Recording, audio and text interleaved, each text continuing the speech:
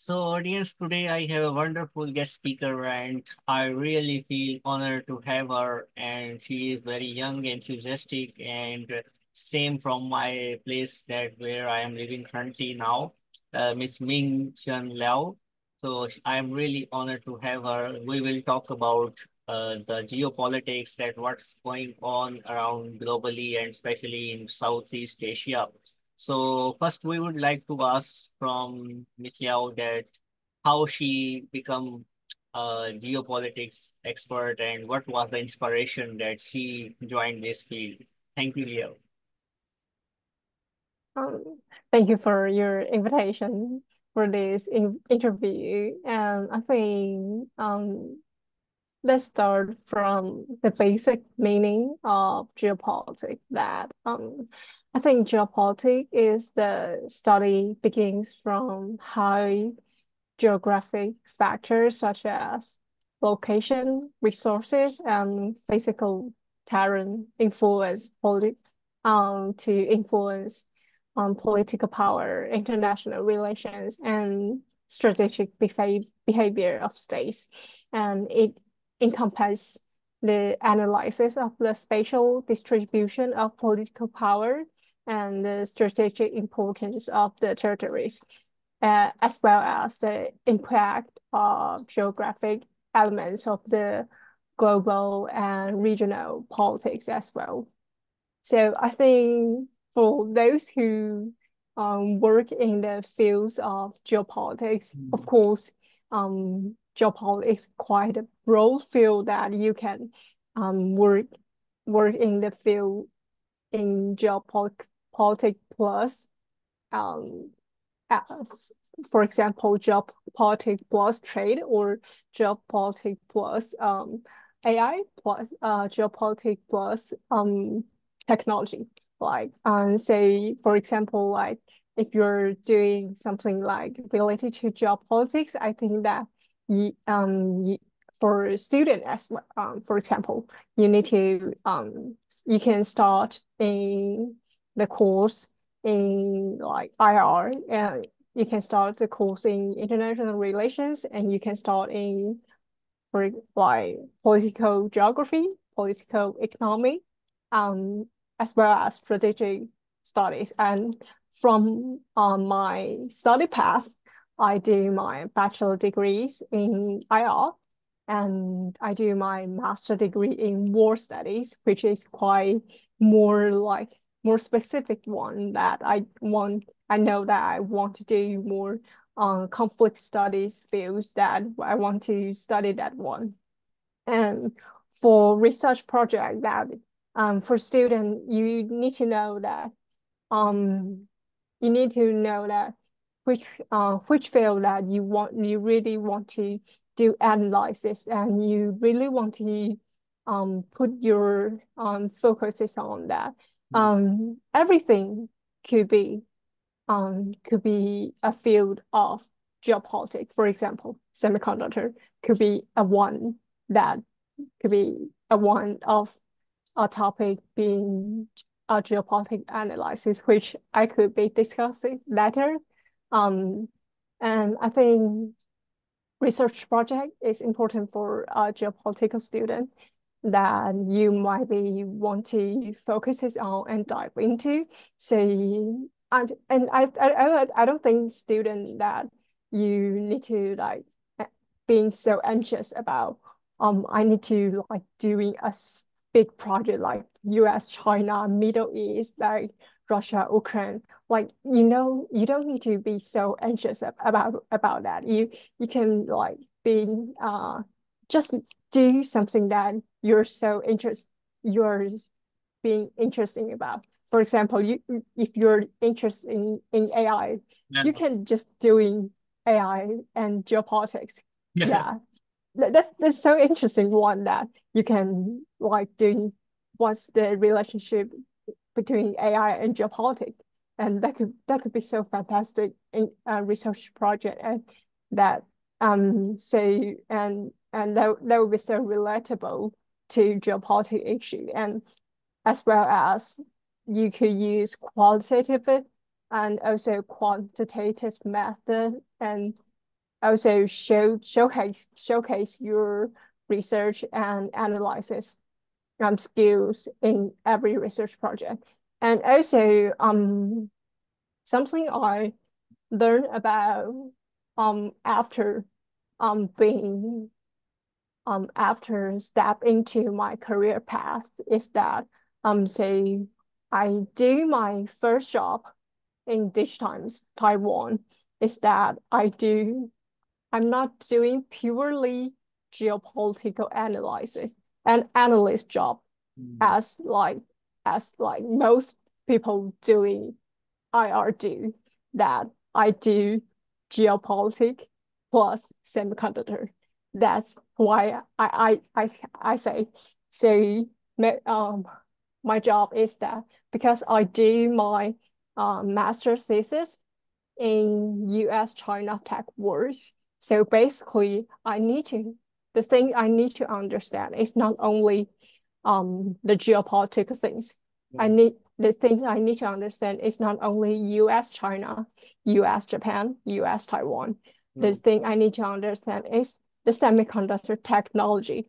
The Mm. things I need to understand is about technology.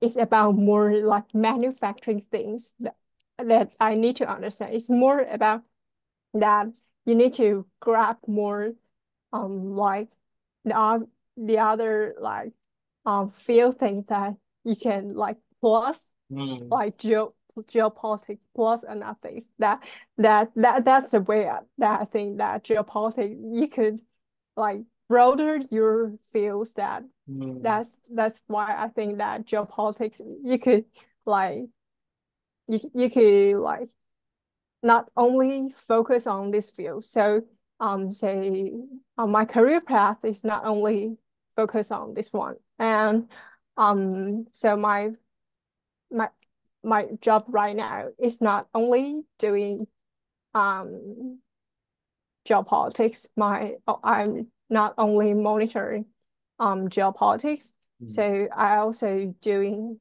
how geopolitics influence semiconductors. And these two are quite intertwined. You could say I need to understand the technology part Mm. because the only way that you understand technology, you could like somehow forecast the next policy could impact the industrial way. Oh. So you have to like um being being like the triangle, like the industry, geopolitics, and technology. Like doing someone would say like doing geopolitics probably would be so narrative and it's not like a broad perspective to see the world. It's not like so you cannot earn so many money like engineering. But I think in this era, especially like we are seeing like in information IT era, AI era, I think you could broaden your perspective like geopolitics plus something that like something that when you're seeing your research path and your career path that something students and something this researcher can do. Okay. So, do you really think that currently geopolitics is like very vast subject and it's really interesting for the like in social sciences and also related to the political sciences? So, in this aspect, what do you think in next 10 years, like next decade of the current regional aspects? So, which countries you think are more inclined and more indulged in this area related to superpower or like water, seawater area? What do you think? I think I think 10 years is like super long. I I even would like couldn't like expect what would happen next day. So of course like we couldn't like say the Russia Ukraine war and the Middle East region crisis. But of course, we could see like the whole East Asia region Mhm. are all like flashpoints. Mhm. Especially, we could see the Korea Peninsula and also cross-strait relations. Of course, that 10 years are long, and we're seeing that there are so many like election and parties changing could be go ongoing in these 10 years. So I could not give you like a specific answer in this question. That I say Mhm. 10 years, like Yeah. it's just too long. Mhm. Yeah. I couldn't tell you like what happened Yeah, in yeah, like of course. in 2030. Like yeah, Yeah. So if we talk about the regional aspects, so uh, yeah, I mean, for example, we take example the South China Sea, and then we also talk about like Atlantic Ocean and like all the. yeah, Do you really think that the in Asian countries, so we all say that mostly the China or like this kind of power can be more intact.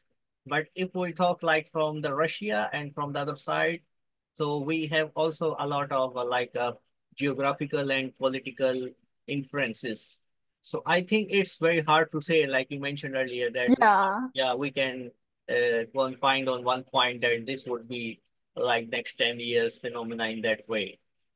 I think from short to medium term, Mhm. um, the so-called, I mean, short to medium term is Yeah, yeah. from 3 to 5 years. Mhm. Is that we are seeing there are many um whatever Southeast Asia country or East Asia country or even Australian, Yeah, New yeah. Zealand or Korean, Japan are getting like closer and stronger. They're building closer alliance, not even alliance, partnership together to like whatever. It's not probably higher level to defense, Mhm. but probably starting from climate climate change to exchange opinion Mhm. or even technology partnership or even like human trafficking, especially Southeast Asia country.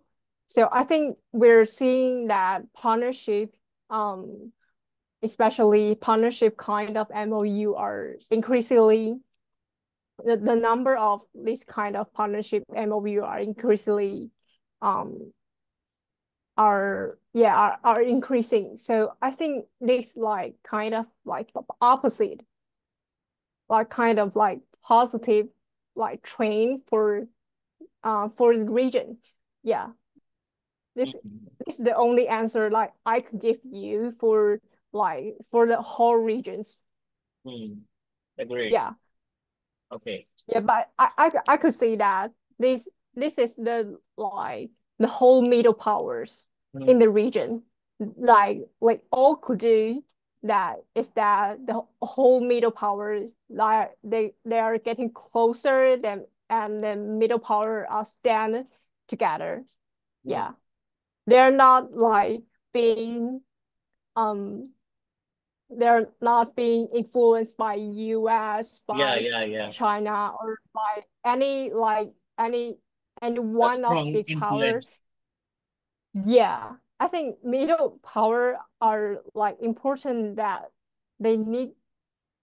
Of course, middle power have their stance Yeah. to probably one of big power. Of Mhm. course, that's the way of their diplomacy strategy. Yeah.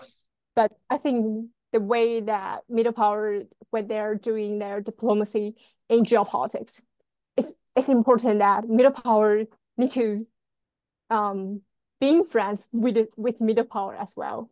Oh, And I think that's positive that we're seeing the positive trend that middle mhm. power are like getting together Yeah. in today's Indo-Pacific region. Mhm. And in the subject of geopolitics, you also like to cover for the like how the military influences or like the force the countries use, or it's the different part? Sorry? I mean, the countries who have the military, like military forces. So in geopolitics, it also influences like countries who have more power to use their force to control the geopolitical area, or it's a different aspect. Yeah, of course, military. Everyone concerns about like military. China, in the like in the Indo-Pacific, China Yeah, yeah. has like the just in the number, China has the Hmm. um largest navy in the world by number. So I think everyone concerns about its navy expansion, especially for east for the whole Asia country and as well as the West Pacific. So I think for geopolitics, of course, because geopolitics is basic meaning stems from geographic.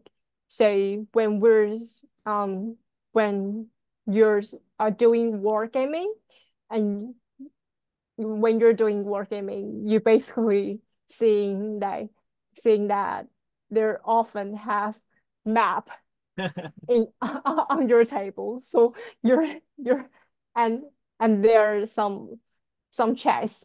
Mhm. So basically you're seeing military map, and so you're so like directly seeing military and map and geographic. So they're kind of like um so like direct connection between military and geopolitics. I Mhm. think it is kind of like the war gaming idea Yeah. in geopolitics.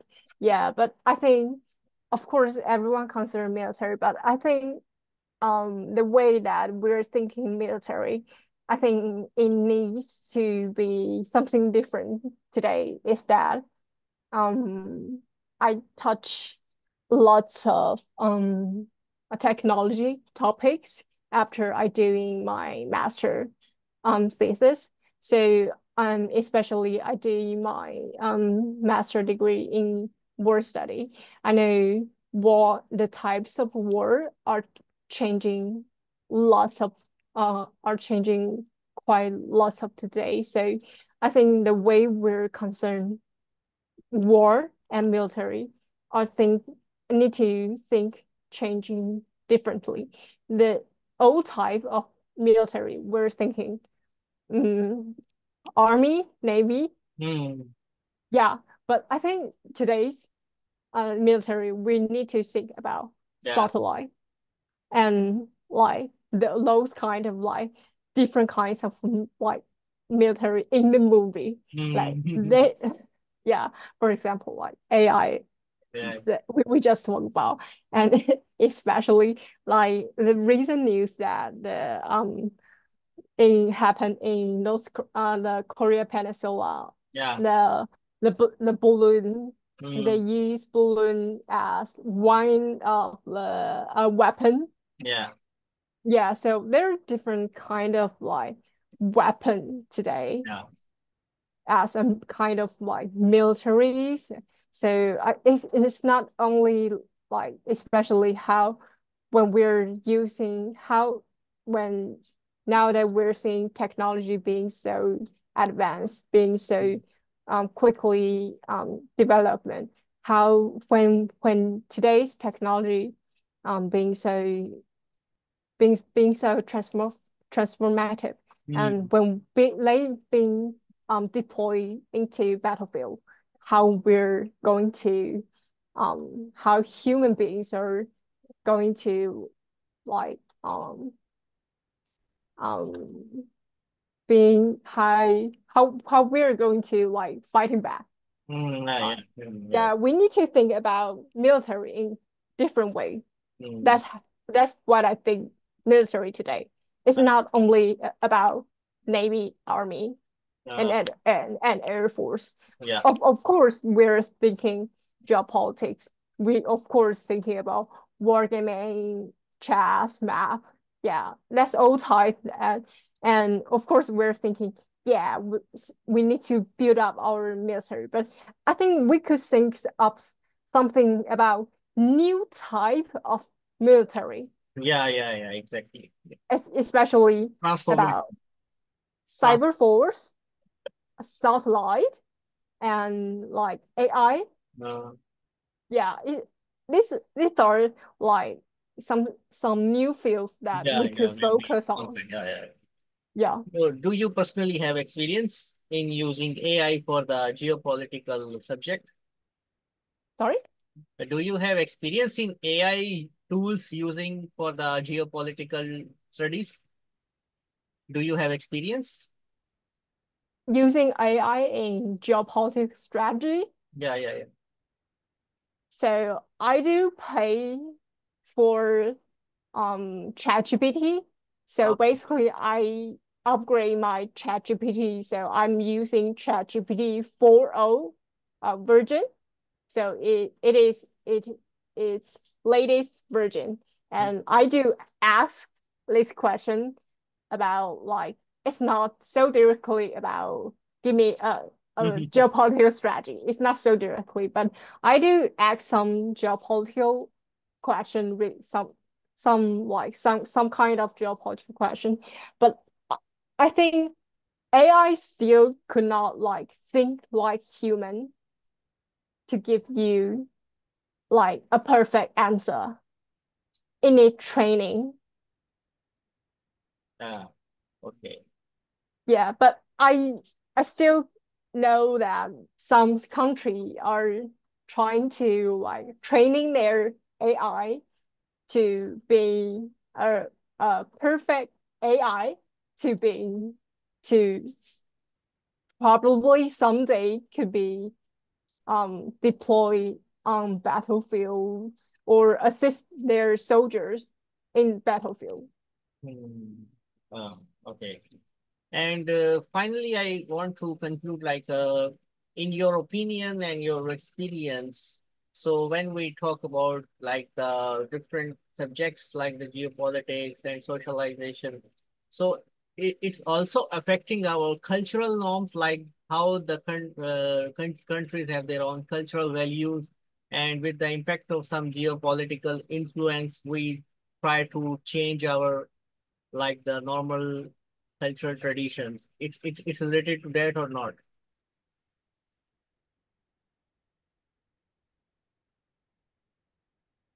I would say it's so hard. Ah, okay. Yeah, it's not easy. Hmm. So I mean the influence of the geopolitics on cultural changes, it's not direct. Yeah, It's not direct. Okay. And what you suggest to the young students who are studying about geopolitics, that what is the future of geopolitics in concern of their like the in field as a whole, like it's related to journalism or only for the literature or only for how they become professional if they are studying geopolitics, the new students. I think you need to be super open-minded. Like you couldn't only focus on geopolitics. Hmm. Yeah, because that the things that I know is not only geopolitics. Yeah. That yeah, the way that I know about technology, about I need to know about technology, financial, Hmm. about like economics, about everything could influence geopolitics that Hmm. you all need to know that you could be a professional geopolitics analyst. Yeah. Nice. And I think if you want to go to like a career path or a researcher like geopolitical plus something that you need to really find something interesting. Yeah. that you really find something interesting about another one besides geopolitics. Mm-hmm. For me, as an example, like I found technology is so interesting, especially AI and semiconductor. So I choose this one. Yeah. But if you find, for example, cybersecurity are so so um are so nice, you could choose this one Uh, because yeah, because I think geopolitics and cyber force are so important. Yeah, mm, countries are building like cyber force these days. yeah. Yeah, Okay. and we should aware this topic. Mm. Yeah, Okay. Thank you so much, Ming Liao. It was very interesting talk, and till next time, I also would like to invite you for some other topic with some other panelists also.